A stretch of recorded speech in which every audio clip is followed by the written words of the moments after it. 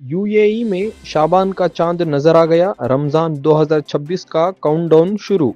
साबिक chief justice D Y Chandrachud ने कहा है कि ट्रायल में लंबी देरी इंसाफ के खिलाफ है।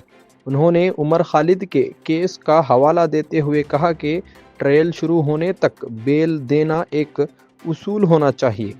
मध्य प्रदेश में एक नौजवान को अगवा करके उस पर बेरहनुमाना तशद्दुद किया गया और उसे पेशाब पिलाने पर मजबूर किया गया। इस सिलसिले में 3 लोगों को गिरफ्तार कर लिया गया है।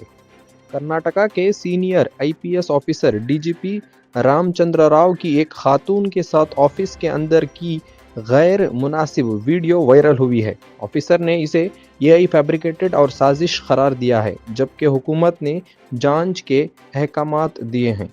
केरला के कोझिकोड में एक शख्स ने खुदकुशी कर ली।